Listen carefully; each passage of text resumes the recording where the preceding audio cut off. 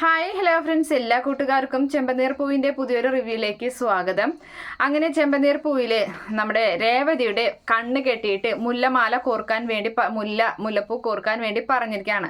അങ്ങനെ അവളാണെങ്കിൽ മുല്ലപ്പൂ ഇങ്ങനെ കെട്ടുന്നുണ്ട്. അവൾക്ക് പല സംശയങ്ങളുണ്ട്. ആമി സച്ചിയുടെ അരികിലായിരിക്കുമോ നിൽക്കുന്നത്, അവളെ തൊട്ട് ഒരുമിയിട്ടാണോ നിൽക്കുന്നത് എന്നൊക്കെ, അതുപോലെ തന്നെ അവള് സച്ചിയുടെ തോളിൽ കൈയിട്ടിട്ടായിരിക്കുമോ നിൽക്കുന്നത് എന്നുള്ള ഇങ്ങനെ രീതിയിലൊക്കെ അവൾക്ക് പല സംശയങ്ങളും തോന്നുകയാണ്. എന്തായാലും കെട്ടിയിട്ടുള്ള കണ്ണിങ്ങനെ പതുക്കെ അഴിച്ച് അവളിങ്ങനെ ഇടക്കണ്ണിട്ട് നോക്കുന്നുണ്ട്. അപ്പോഴായിരിക്കും സച്ചിയുടെ തോളിൽ നമ്മുടെ ആമി ഇങ്ങനെ കൈയിട്ട് ഇങ്ങനെ നിൽക്കുന്ന കാണുന്നത്. പെട്ടെന്ന് തന്നെ ഒരു ചെറിയൊരു മാല തലയിൽ വെക്കാൻ, അത്ര വലുതൊന്നല്ല, നീളമുള്ളതൊന്നല്ല, പെട്ടെന്നൊരു ചെറിയൊരു മാല തട്ടിക്കൂട്ടി ഇത് മതി, ഇനി അത്രയൊക്കെ മതി എന്നും പറഞ്ഞിട്ട് നമ്മുടെ രേവതി അതങ്ങ് അവസാനിപ്പിക്കുകയാണ്.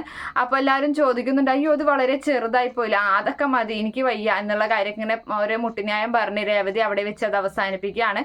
എന്തായാലും അതിനുശേഷമാണെങ്കിൽ രേവതി സച്ചിയോട് ചെന്ന് പറയുന്നുണ്ട്, നിങ്ങൾക്ക് തൊട്ടുരുമി നിന്നാൽ മാത്രമേ പറ്റത്തുള്ളൂ എന്നുള്ള രീതിയിൽ അങ്ങനെ സംസാരിക്കുമ്പോൾ സച്ചിക്ക് കാര്യമൊക്കെ നല്ല രീതിയിൽ മനസ്സിലാകുന്നുണ്ട്.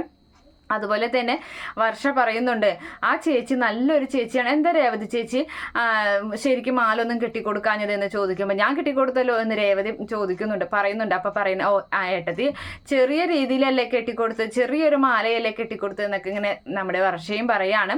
അതിനുശേഷം അവളിങ്ങനെ ഒരുങ്ങി വരികയാണ്. അപ്പോൾ അവള് പറയുന്നുണ്ട്, കാറിൽ നമുക്ക് രണ്ടാക്കും ഒന്ന് പോയിട്ട് പുറത്തൊക്കെ ഒന്ന് പോയി ചുറ്റി അടിച്ച് ഒന്ന് കണ്ടിട്ട് വരാമെന്ന് പറഞ്ഞിട്ടാണ് സച്ചിയോട് പറഞ്ഞയക്കുന്നത്. അപ്പം രേവതി അത് മുടക്കുന്നുണ്ട്.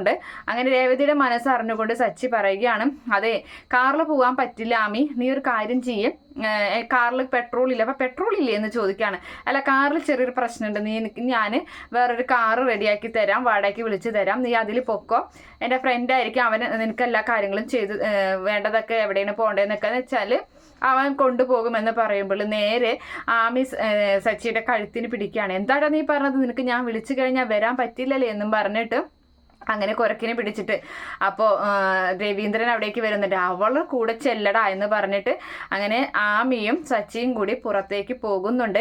എന്തായാലും പോകുന്നത് തുടങ്ങി വരുന്നത് വരെ നമ്മുടെ രേവതിയുടെ മനസ്സിൽ തീയാണ്. ആ തീ ആളി കത്തിക്കുകയും ചെയ്യുന്നുണ്ട് ശ്രുതി.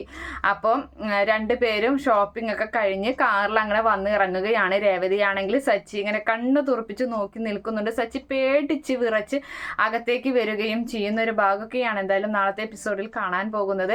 കാത്തിരുന്ന് കാണാം. ഈ റിവ്യൂ ഇഷ്ടപ്പെടുകയാണെങ്കിൽ ഈ ചാനൽ ഒന്ന് സബ്സ്ക്രൈബ് ചെയ്ത് സപ്പോർട്ട് ചെയ്യണേ. Okay friends, bye, thank U.